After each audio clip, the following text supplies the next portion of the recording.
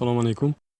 Bugun foydali fikr kanalida boylik g'ildiragi deb nomlangan videoni davomi sifatida boylikning eng asosiy tarkibiy qismi bo'lgan sog'liq to'g'risida so'z boradi. Albatta, bu borada ma'lumot shunchalik ko'pki, bu haqda soatlab gapirish mumkin.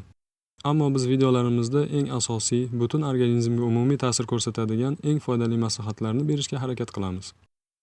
Salomatligimizga eng katta ta'sir ko'rsatadigan narsalardan biri ovqatlanish. Chunki aksariyat kasalliklar noto'g'ri ovqatlanishdan kelib chiqadi. Jumladan semizlik, diabet, yuqori qon bosimi, ateroskleroz, yurak kasalliklari, saraton va hokazo. Tadqiqotlarga ko'ra, dunyoda har 5 o'limning biri noto'g'ri va ko'p ovqatlanishdan kelib chiqar ekan. Ko'plab tadqiqotlar natijasida dietologlar va shifokorlar quyidagilarni tavsiya etishadi. Birinchisi, me'yordan oshiqcha yemaslik. Dasturxondan turganda yengilgina ochlikni sezish kerak.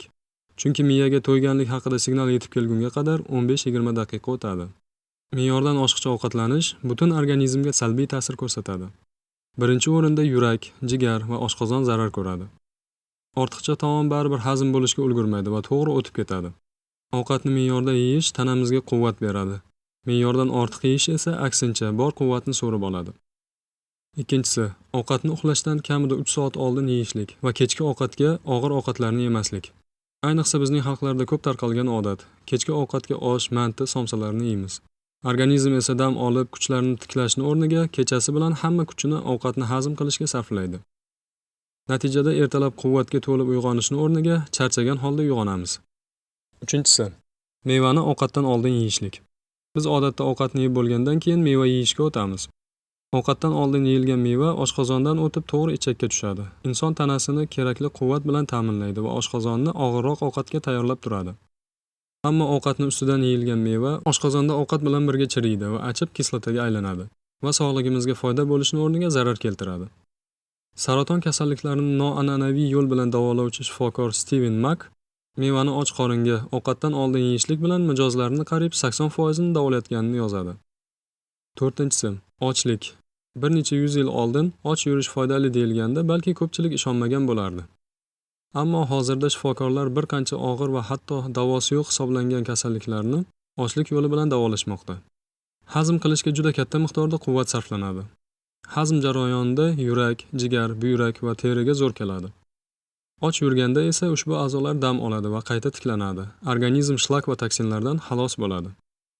Beshinchisi, ko'proq foydali mahsulotlarni, meva, sabzavotlar, don mahsulotlari, loviya, no'xat, yong'oq kabi mahsulotlarni ko'proq iste'mol qiling. Yog'li, xamirli, go'shtli ovqatlarni va shakarni kamroq yeyishga harakat qiling. Hozirgacha biz dietolog va shifokorlarning zamonaviy texnika va ko'plab tadqiqotlar natijasida erishgan bilimlarni aytib o'tdik. Ammo zamonaviy texnika, shifokor va dietologlardan 1400 yil oldin yashab o'tgan payg'ambarimizga ergashgan va islomga amal qilgan musulmonlar uchun bu ma'lumotlar yangilik emas. Jumladan, payg'ambarimiz Muhammad sallallohu alayhi va sallam marhamat qilganlar. Odam farzandi to'ldiradigan eng yomon idish uning oshqozonidir. Kishi uchun quvvatini saqlab turishga yetarli taom kifoyadir. Agar u kamlik qilsa, unda oshqozonning 3dan biri taom uchun, 3dan biri ichimlik uchun, 3dan biri esa nafas olish uchun. Ahmad, Termiziy va Ibn Moja rivoyatlari. Boshqa hadisda esa mo'min bitta qoringa yeydi, kofir esa 7 ta qoringa yeydi deganlar. Buxoriy va Muslim rivoyati. To'q qorin bilan uxlash haqida esa to'liq oshqozon bilan yotish yurakni qattiqlashtiradi deganlar. Tabaroniy rivoyati. Mevani ovqatdan oldin yeyish ham sunnat hisoblanadi. Payg'ambarimiz sollallohu alayhi va sallam xurmo, tarvuz, bodring, uzum, anor, behi kabi mevalarni yaxshi ko'rar edilar. Ro'za payg'ambarimiz sollallohu alayhi va sallam hayotlarining ajralmas qismi bo'lgan. U zot har dushanba va payshanba kunlari oyning boshida, o'rtasida va oxirida nafl ro'zalar tutganlar. Ramazon ro'zasida esa hamma ichki a'zolarimiz ta'tilga chiqadi, dam oladi va qayta tiklanadi. Miya va asab tizimiga ham ijobiy ta'sir ko'rsatadi va insonni irodali qiladi. Ovqatlanishga oid yana ovqatdan oldin qo'lni yuvish, Allohning nomi bilan boshlash, o'ng qo'l bilan ovqatlanish, o'zining oldidan yeyish, oz-ozdan yaxshilab chaynash, ovqatni yomonlamaslik, suvni ovqatdan oldin yoki ovqatdan kamida yarim soatdan keyin ichish, isrof qilmaslik, ovqatdan keyin qo'lni va og'izni chayish kabi sunnatlarni eslatib o'tishimiz lozim. Ko'rib turganimizdek, sunnatga amal qilish faqat Allohning roziligiga erishish yo'li bo'lib qolmay, sog'ligimiz uchun ham juda foydali ekan.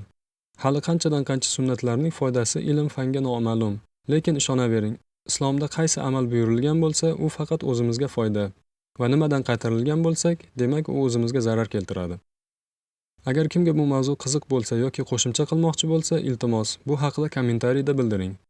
Keyingi videoda immunitetni oshiradigan, umumiy salomatligimizga foydali bo'lgan mahsulotlar haqida so'z boradi. Foydali fikr kanalida foydali videolarni o'tkazib yubormaslik uchun obuna bo'ling va like bosishni unutmang. E'tiboringiz uchun rahmat.